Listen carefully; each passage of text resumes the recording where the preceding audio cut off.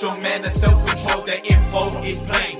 If you don't know, feel that energy flow right into your brain. Your whole game will change.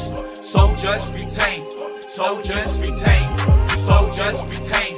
Real strong men are self-controlled, their info is plain.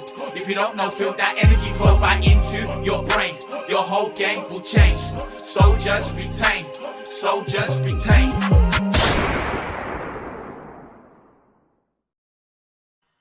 Semen retention soldiers. We live and direct. Captain Jake, what's going down?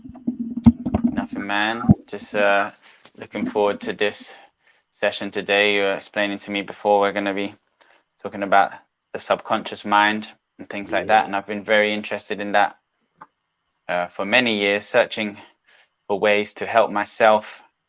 And I soon realized that energy work and accessing the subconscious mind is very, very powerful. So I'm really looking forward to discussing it and learning more about it. Yeah, man. You know what? There's a great audio I could send you after, and check it out. Anybody by Neville Goddard. Neville Goddard, I think he was alive in the early 1900s. I think he's passed away now, but he's got a different, just different teachings. A lot of it based from mystic Christianity, or looking at the teachings of Christianity through a metaphysical perspective. It's really interesting hearing the teachings presented as metaphysical or spiritual teachings as opposed to physical teachings. And he's got this great explanation of the male and feminine aspects of life, where he talks about the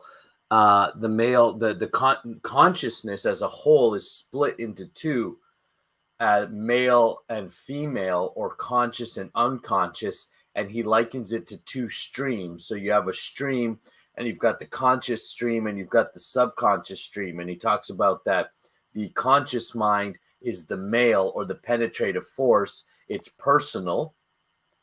And how the unconscious mind is feminine, the receiver, and how the receiver is quite like a lover to the conscious mind, that she just obeys, very subservient. And he talks about like some Bible teachings, which we know is also in the Vedas, things like man should be subservient. Like in the Bible, it says wife should be subservient to husband in all things. And he just touches upon quickly that may or may not be true for the physical world from a physical perspective, but it is always true from the spiritual perspective, because it's a spiritual principle, it's a metaphysical teaching. When people read it, so depending on our level of understanding of these parables and these teachings, when we read, let's say, the Bible or any spiritual scripture, unless we understand that they're spiritual teachings, we'll take them as physical teachings. Yeah. And then we can get all like messed up, and people say, oh, no, that's not true. Women could do everything that men can do. Because we're thinking men, woman, male, female, like body, but masculine and feminine is actually an energetical thing. It's not necessarily like literally male and female and man and woman. We all have masculine and feminine, and it's just two different energies that work together as a whole, but work differently as they interact. Yeah, that's exactly it. And so it's really interesting because again, like listening to his teachings has really helped me, and really helped program the subconscious mind consciously. And this is where, like, I find, like in my own life, just worry and stress and wondering about the future, worrying about the future, it doesn't really affect me as much. I'm not going to say that doesn't come up at all. But the more that somebody understands the how your mind works, and how the laws of the universe work, how things are manifested and created, then you recognize that worrying and all this stuff is actually so counterproductive to where you want to go. And that you are always in a state of creation, that creation itself, like you think we call God, we address God, one way to address God is the creator, right? We tend to use those terms. Well, the creator, go to the creator or the source. And you think, well, if God is the creator, then what is he doing? One, for sure, we can say he's creating. Yeah. He's creating, right? The creator is creating. Yeah. If we are living souls that are part and parcel of God, so we are little drops of his entire body, we also possess the same qualities that the creator possesses. So if the creator is creating, then we as living entities have a certain amount of creative ability. We can also create. So in the Bible, it talks about man has dominion over nature, meaning man can create or has a certain amount of leeway to alter the material world. And we know that. Myself and my wife, we went into nature yesterday. We were just exploring. We went to hiked up to this waterfalls. And then what we ended up doing is crossing this stream is we took a bunch of bricks and like rocks, and we ended up creating this rock bridge to cross this stream. And I was thinking as we were doing it, you see, we have a certain amount of dominion over material nature.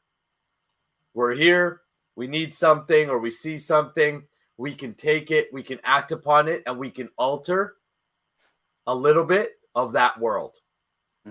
And so anything that we see in the material universe goes through the exact same creation process.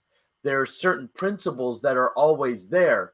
And the more that you can become in tune and recognize these principles, then you can use them in your own life to create the lifestyle you want.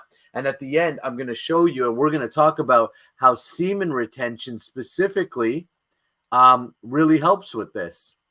So first of all, thanks so much, Krishna Das, for tuning in. I think I couldn't see any message there, but maybe you left like a little emoji or something. It doesn't come up. And if you're here watching live, make sure you hit the like and love button. You hit the subscribe button. Share this out with your friends and family. Really helps us grow our channel and helps us spread the message of semen retention and all of its possibilities and all of its benefits. So let's get into it. We all want outcomes in our life. I'm going to move this a little closer so you can see it. We all want outcomes. Outcomes are results. So what are some results we want?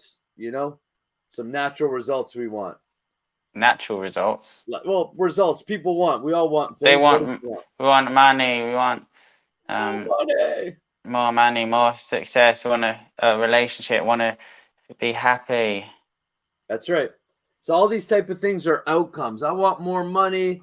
I want more relationships. I want better sex. I want better relationship with God. I want whatever you want. You want an outcome. Desire in itself is not a bad thing. We talk about sometimes there's like in the New Age movement, you'll see a lot of desireless. I've become egoless. Egoless. Wow. You're so enlightened, like the Buddha. What are you gonna do now, though? That's right. Yeah, that's right. That's the whole thing. I'm desireless. Okay. So then why are you talking to me? So the very nature of your activity shows that you have desire. So we don't want to fool ourselves into just having some nice quotes on the wall. I'm desireless. That's right. It's just not true. Actually, desire is a good thing. Desire means you have life force in you.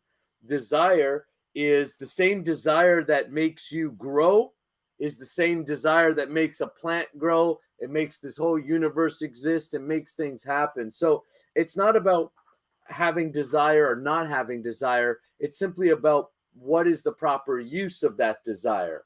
So let's say just on a very basic level, we want more money because that's an easy one to work with. I want more money, or because this is a semen retention and sexual education channel, I want more sex. We had said the word sex. Oh my gosh. All right. The first thing you got to do is you got to get clear on what you want and be unapologetic about that. Because the reason why is we're going to talk about how the subconscious mind works. But as we started, the subconscious mind is subservient to the conscious mind, meaning the unconscious mind does not discriminate, does not choose, it try to change your goals. It simply serves. It simply brings into fruition whatever you ask it to bring. So one of the best analogies I've heard is a field. You plant seeds, one of fruit, one of poison. The subconscious mind is like that field. It's like that soil. It doesn't care what you plant. It doesn't care that you planted poison or that you planted fruit. It will equally and it will undiscriminately manifest or bring into fruition both. So if you plant a bunch of poison into your subconscious mind, then you get a bunch of poison in your life. You plant a bunch of healthy fruit, you get a bunch of healthy fruit. So please understand that the specifics of your goals you must be specific. One of the biggest challenges that most men face is they're not specific enough about their desires. I want more money. Well, great. Here's $1. You've got more money. Oh, well, that's not really what I wanted. Okay. So you got to get specific. Once you get specific about this is what I want, this is my desire, and now I'm specific about it, then naturally from that, once you're specific, you will recognize that there are a certain amount of behaviors or actions or habits that need to be taken. If I want more money and I'm in business, guess what I have to do? I have to make more sales. Well, if I have to make more sales, then I have to figure out, well, what does that mean? Well, in my world, that means creating social media content. That means meeting people. That means doing speaking engagements and following up. And it means asking people if they want to join the army. So the more I'm doing those actions, the more money I get. Same with sex. A lot of guys they think sex is by luck. Just like a lot of people think money is by luck. But there's actually a formula. If I want sex, I know there's certain things that I need to do, and I know there's certain things that I need to not do as well. I can't be jerking off and watching porn all day and then expecting real sex, right? So same with money. If I want money, there's probably things I need to do, and there's things that I need not to do. I can't be getting drunk every single day and then expect that I'm going to have the energy or the focus to be able to create the result. And same with the relationship. Start with the outcomes. That where you start with the outcome. That's right. That's why you always start with the outcome. The mastery of great thinking is that you see the end in the beginning. And actually, you don't really see the middle part. That's a secret of the subconscious mind we'll get into. You don't really see the how, and you don't really see it's like you've been showed the end of the movie, but you haven't seen the whole story play out. It's because for it to be something new, it has to be unpredictable. If you could predict it, it wouldn't be something new. So there has to be that element of you surrendering over how it happens. So it happens unexpectedly. I love that. Yes. Thank you. Yes. That's great to reflect on. And it's just true. It's just, if it's new, then the hows are going to be new. That everything will feel a little bit new. The challenge is with most men is that we try to predict the how. Yeah. We try to see the journey and try to make it safe and easy and the way we think it's going to go. That's right. And what ends up happening is we end up focusing not on the outcome, but on all the little nuances, and therefore we get stuck in that. We get the same result because the hows we see are the ones we already know that we're already doing. That's right. So we end up. So it's very simple. So to break that down, we want different outcomes. There must be different behaviors, meaning if you're carrying out your day the exact same way you were carrying out your day last year, well, guess what? You're going to have the same outcomes. That's what Jake was just saying. That's what you were just saying, right? Like, it's like you're basically you're going to keep doing the same thing, and you're going to get and expecting a different outcome. That is the literal definition of insanity. right? Continuously doing the same thing over and over again, but expecting a different outcome. So you must be willing to break your routine and habits. You must be willing to take action. Now, action is also an outcome. It's not a starting point. And this is another point where most people fail, especially in the semen retention and no fat movement. Most guys fail because they strictly try to change their behaviors and actions. I'm not going to jerk off no more. That's it. That's their change. Yes. The challenge with that is that your behaviors and action are actually, excuse me, coming from a deeper place, and we're going to call that place your mindset.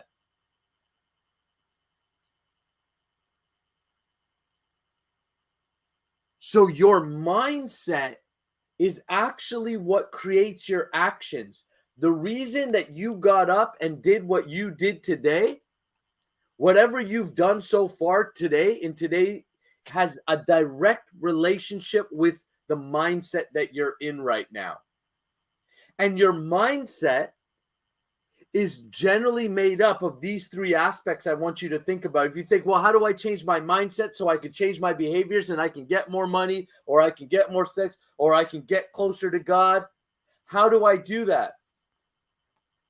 Look at these three areas in your internal life. The first one is your self-values. What do you value? Here's a challenge for many people that are spiritual seekers. Because they want to get closer to God, they feel like they can't value money. They haven't married the two together. They haven't married that God is money. He's also the source of money, right? So as long as there's a conflict, well, I love God, so therefore sex is bad. I love God, so therefore money is bad.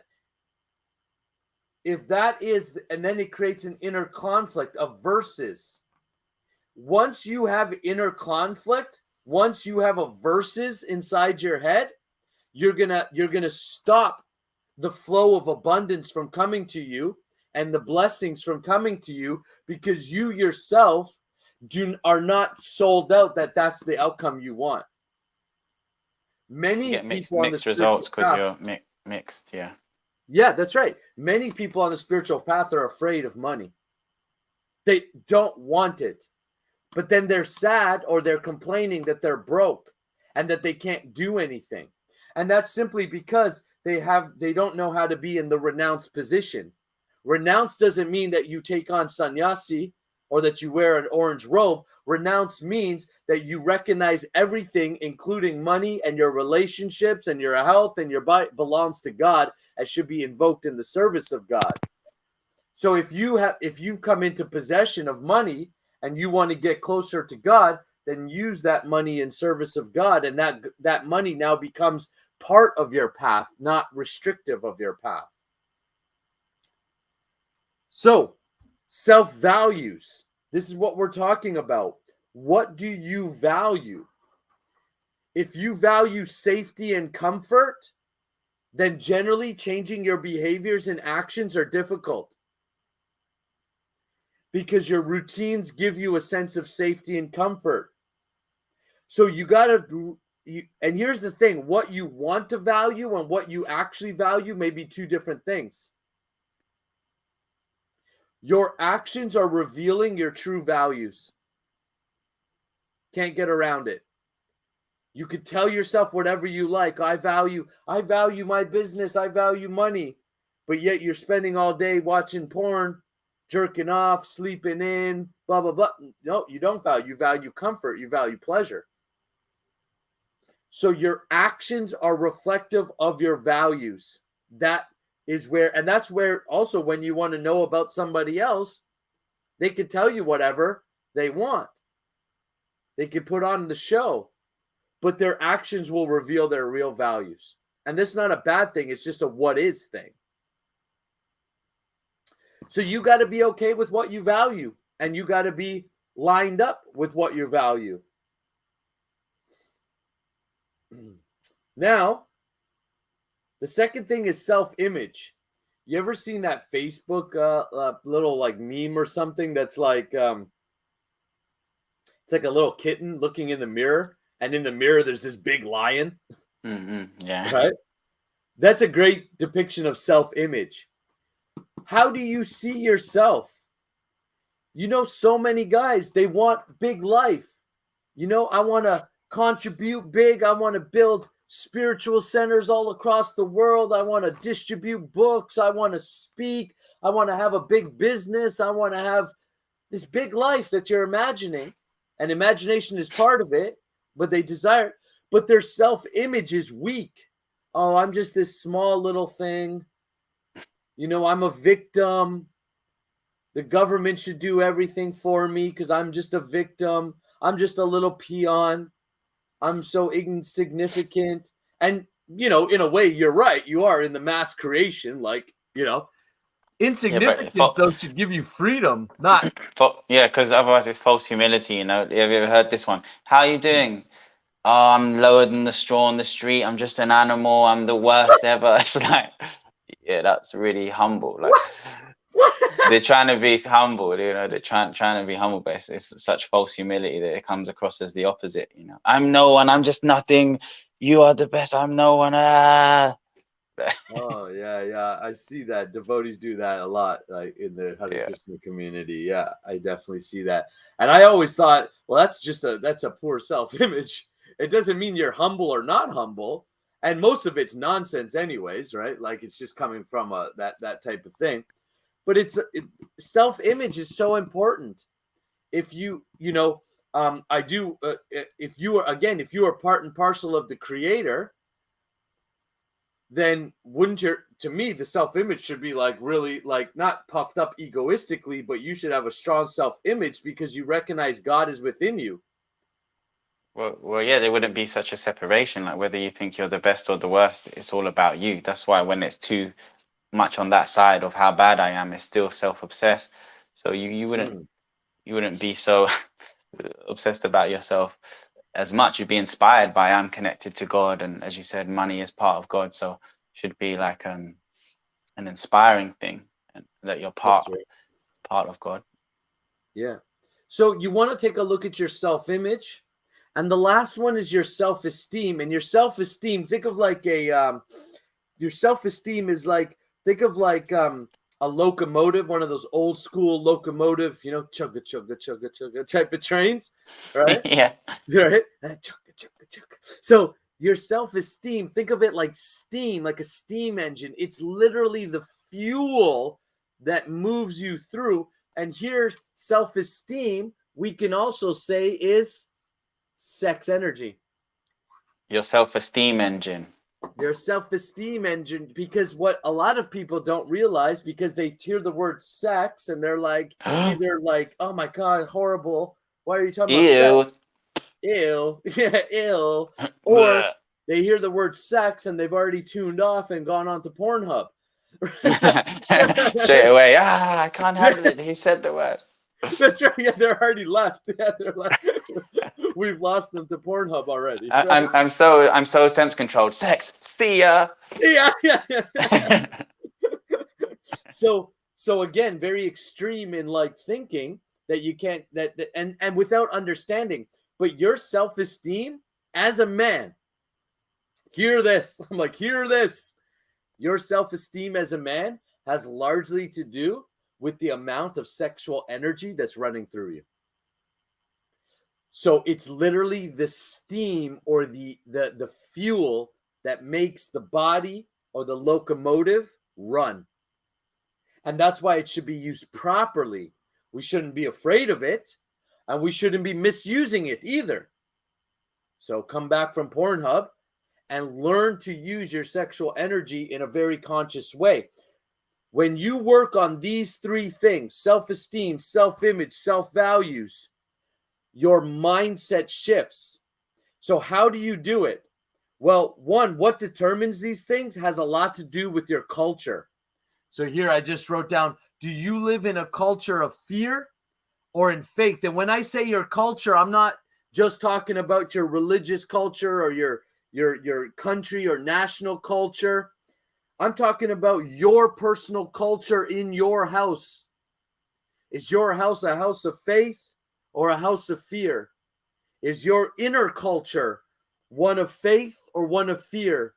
Do you believe God is good? God loves you. God is going to provide for you? Or do you believe that God hates you? God is punishing you and God is going to take things away from you? As you believe, so it shall become. As you are, so shall your world be. So therefore, we must develop and put ourselves consciously around other people who uplift us so that we have a culture of faith. Now, the beauty of the human form of life is that we are the one animal on this planet. We are the one living entity on this planet that can choose how to curate our culture. We can choose what we listen to and what we don't listen to. It's why you should protect your mind at all costs. That's why I say turn off the news, turn off, CNN and BBC and all these other things. Why? Because they promote a culture of fear. And turn on positive messages that promote a culture of faith. If you just do these, if you just paid attention to fear of faith, is this going to help me grow in faith or is this going to help promote my fear? Your life will improve, even if you know nothing else. If you simply just made sure you were constantly around people and listening and watching messages that uplift you, you will notice that your life will get better. All right.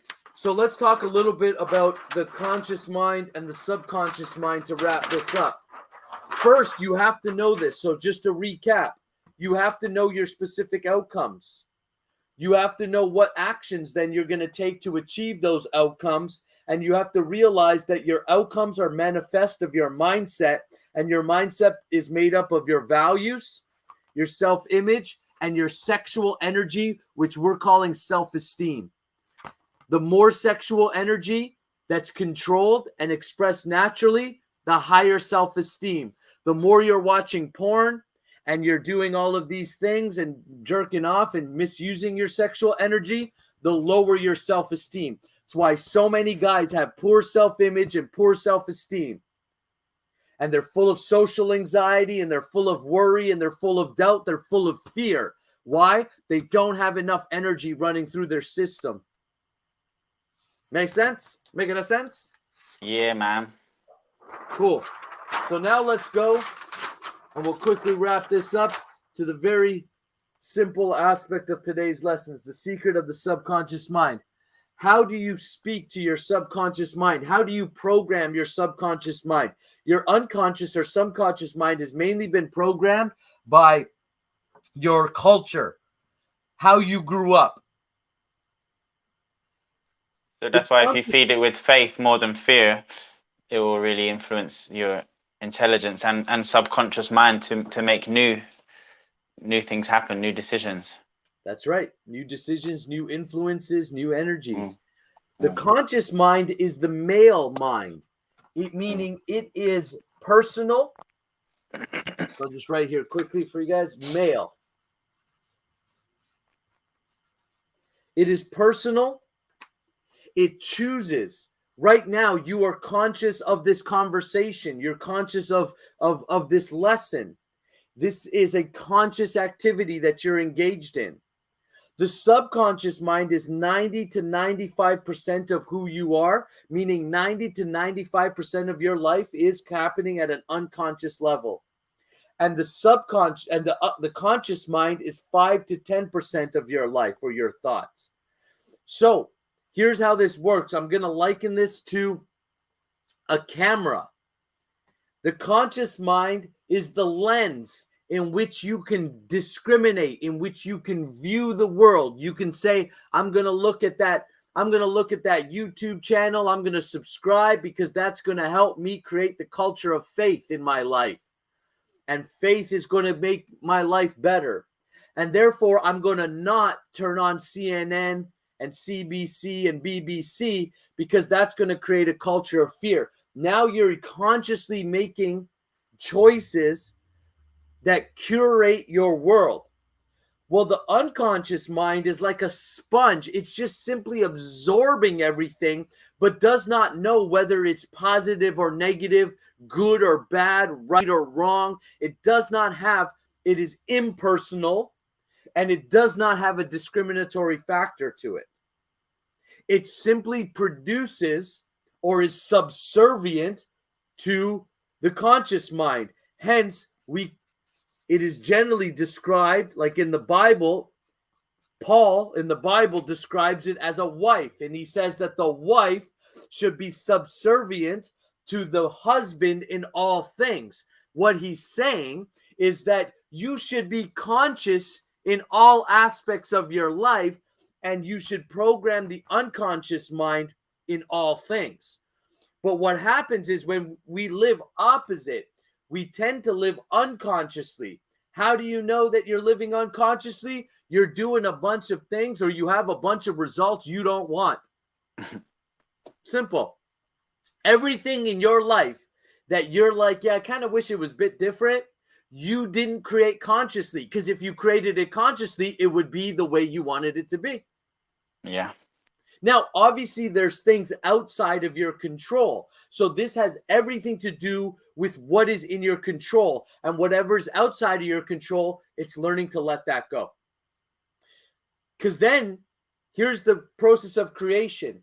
Think of a camera. This is the lens. It points at what you want. So we gave the example of money. That means you have to consciously focus on money. You have to create a plan to making more money. You have to develop habits consciously on how you're going to make more money. Now, as you do this, the subconscious mind, like a lover, like a faithful lover, like a wife that's just totally faithful to the husband, is simply looking and feeling into the feeling. Now, here's the secret. How do you speak to the subconscious mind? Feelings, energy, meaning if you look at money and feel scarce, the subconscious mind is only feeling the scarcity. It's feeling the lack of money, and then we'll go and talk to the superconscious mind, what we can call God, or at least an element of God. The superconscious mind then brings into the experience through the woman, through the womb, it brings in creation, and it creates a lack of money in your life. So the secret is feeling. So even if you're thinking about money, if the feeling it, so you might be saying, I'm rich, positive thinking. But if the subconscious feels negative, then that's the energy you're putting out. So that is why 99% of people, their affirmations don't work. Because they're not conscious of their energy while they're doing it. Just like mantra meditation, it's about the energy that you're in while you're chanting. When you're doing affirmations, I'm rich, but inside you're feeling scarce. What the unconscious mind is picking up is actually scarcity of riches. Yeah, the opposite. It's doing the exact opposite. The secret is how you feel, and the unconscious mind does not care about what you want. It's simply picking up the feeling you're feeling in the moment. That is why it is so important you learn to tune into your feelings or your energy and learn to shift your energy into a positive state. So when you think about money, the secret to attracting money is not to want money, but to feel as if you already had money. If you want $1 million, you're like, I want to attract $1 million into my bank account. I want $1 million by in 3 years, I want $1 million sitting in my bank account. The secret is to feel what it feels like now. If your bank account's at 0, it doesn't matter, because the subconscious or the unconscious mind knows no difference between reality or not reality. It only knows what you're feeling. It's simply responding, and then in coordination with the ether or with the superconscious mind, it then arranges the circumstance in which you can produce that result. So if I'm feeling like $1 million, I got zero in my bank account, but I feel like $1 million. I am therefore going to act a lot differently than if I feel broke, right? My decisions are going to be different. The things I do are going to be different. Even the way I approach my day will all be different, which will then give me different results, outcomes. And the law of attraction, or the mystical aspects of it, which is not mystical at all. It's actually just a subtle material science. I'm not even going to call it, it's not spiritual. It's just a subtle material science, is that the subtleness is that if you want to attract the right circumstances to get that $1 million, it has to match your feeling. You have to feel it.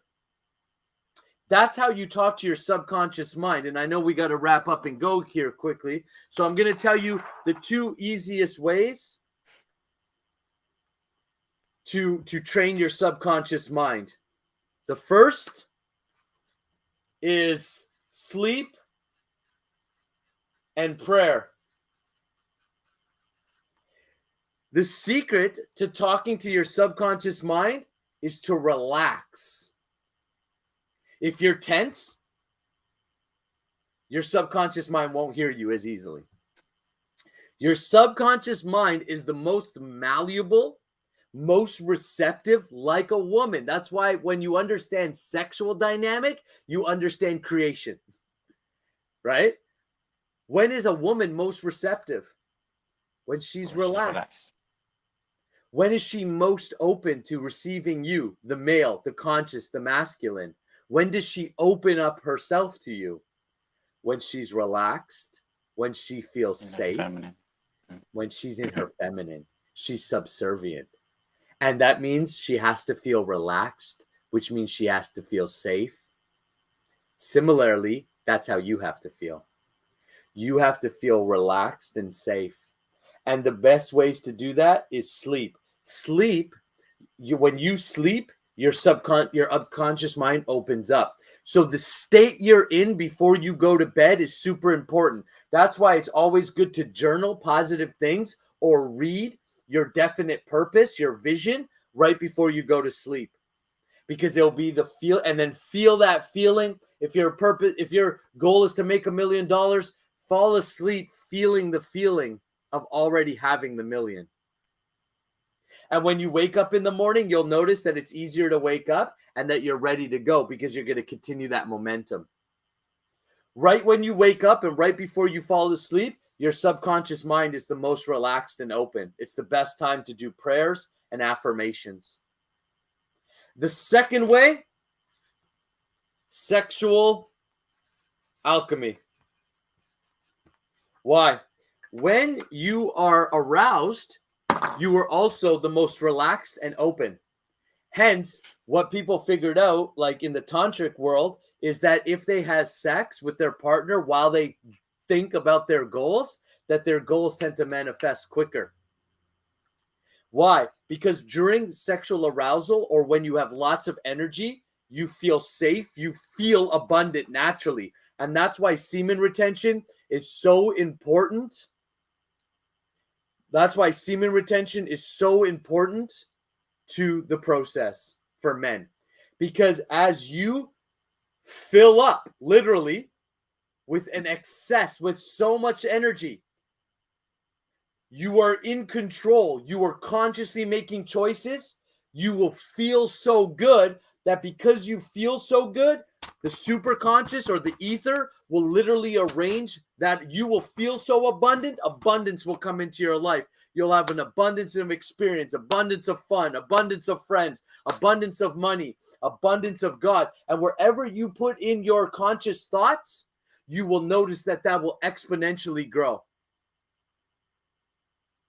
These two things, you master these two things, your sleep and your prayer, and your ability to control your sexual energy, and you will notice within 2, 3, 4 years, your entire life will look completely different. Captain Jake, any final thoughts or questions before we wrap up? And I know you got your classes you got to go to. Yeah. I got to move on as well. No, I just want to say great information. I kind of feel like Nicholas, who wrote this lesson, is really valuable because, yeah, it's really valuable information.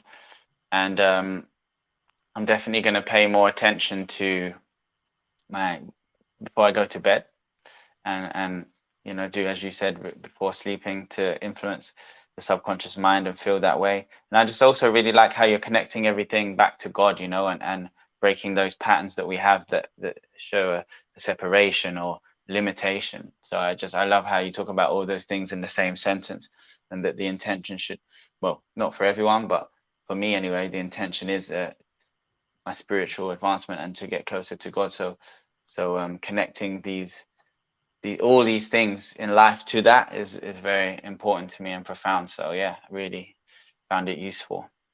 Awesome. Thanks, guys. Diet is really important. Yes, that is a great point. When I got on the raw primal diet, I started sleeping 4 to 6 hours only with very good sleep. Yes, yeah. Absolutely. Again, anything that makes you feel right. Now, when I say feel, it's not like I'm having a glass of wine, I feel good.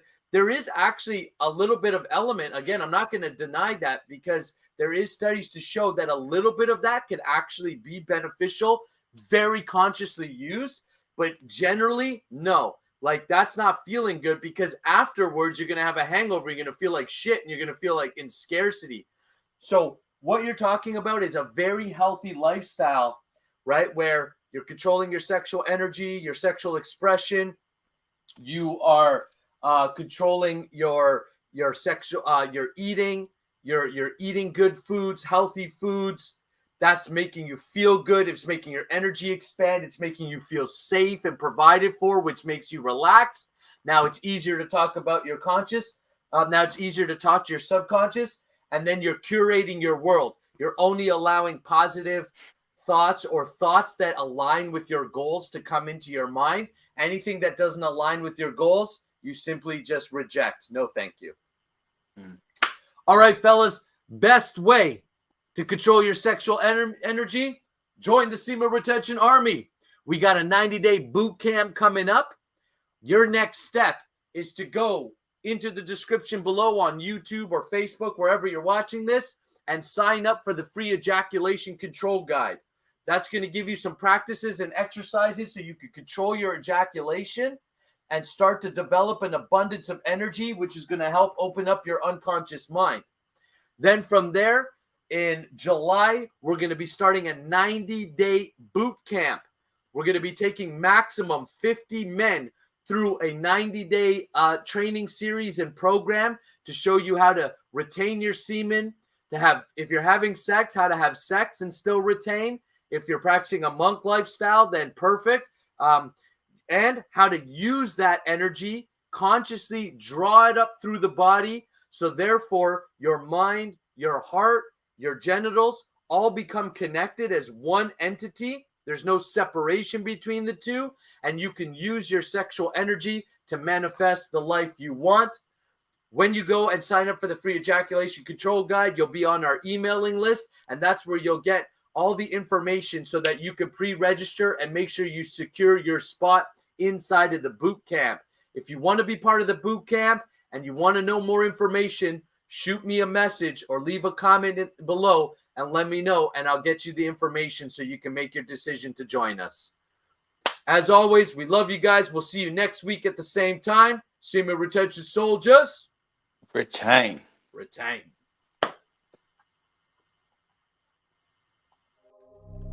Soldiers retain. Real strong men are self-control. Their info is plain. If you don't know, feel that energy flow right into your brain. Your whole game will change. Soldiers retain. Soldiers retain.